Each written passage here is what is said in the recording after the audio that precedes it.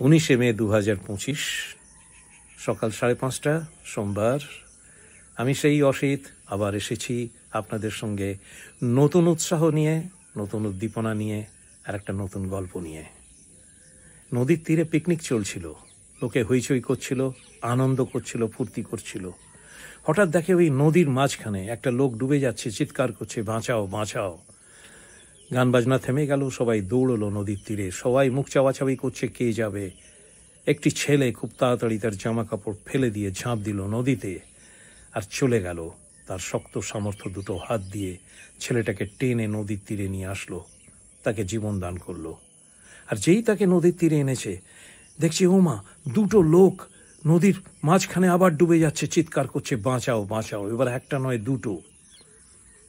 সেই লোকটা আবার ঝাঁপ দিল নদীর জলে, আবার গেল মাঝখানে, তার প্রাণপণ শক্তি দিয়ে এই দুটোকে ধরে আবার নদীর তীরে এসে তাদের প্রাণ রক্ষা করলো।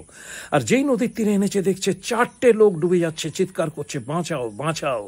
সবাই এই শক্ত সামর্থ্য লোকটাকে বলল, তুমি শক্তিশালী, ভগবান তোমায় শক্তি দিয়েছেন, এর দুঃখ দেখতে পারি না, যাও বাঁচাও, প্লিজ গিয়ে বাঁচাও। লোকটা নদীর তীরে কোমরে হাত দিয়ে দাঁড়িয়ে চারদিকে দেখলো ওই পাহাড়ের ওপর থেকে নদীর জল বয়ে আসছে, আর দূর থেকে আরো লোক ভেসে আসছে। সে বলল, তুমি এই 4টে লোকটাকে দেখো, আমি দেখছি, আমি দৌড়চ্ছি, আমি যাব ওই পাহাড়ের ওপরে। আমি দেখতে চাই কে কে সেই লোক যে এতগুলো লোককে এইভাবে মৃত্যু মুখে ফেলে দিচ্ছে। সেইখানে গিয়ে আমি কাজ করব, তার কেন্দ্রবিন্দুতে, তার উৎস রেখায়, যাতে এই ধরনের ঘটনা না ঘটে। পৃথিবীর মাটিতে যেমন দু রকমের লোক পাবেন, ঠিক তেমনি সার্ভিস অর্গানাইজেশন, সেবামূলক প্রতিষ্ঠানও দু রকমের আছে।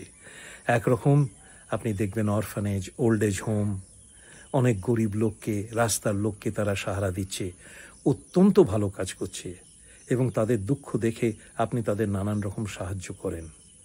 কিন্তু আরেক ধরনের লোক আছে, দৃষ্টির আড়ালে কাজ করে, তারা কিন্তু সেই উৎসের জায়গায় কাজ করে, কেন্দ্রতে কাজ করে। তাদের দেখাবার মতো আজ কিছু নেই, কিন্তু তাদের কথাটাও বুঝতে হবে। আপনার বিকাশালয় আপনার এই দ্বিতীয় দলের।